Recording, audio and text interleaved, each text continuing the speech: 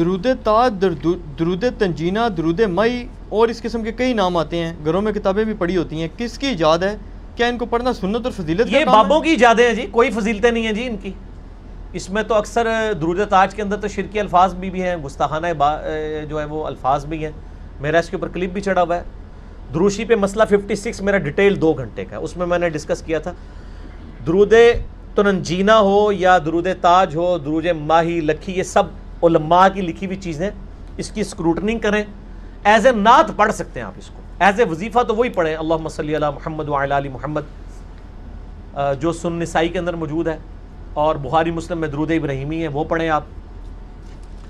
یہ درود جو ہے نا جی کوئی ثابت نہیں ہے، یہ لوگوں نے ایجاد کیے ہوئے ہیں، یعنی احادیث کے اندر کہیں موجود نہیں ہے. اگر ہیں تو دکھائیں، میں تو ان کو چیلنج دیا ہوا ہے، دکھائیں. لیکن صلی اللہ علیہ وآلہ وسلم، یہ حدیث سے ثابت ہے صحیح مسلم سے، یہ پڑھیں.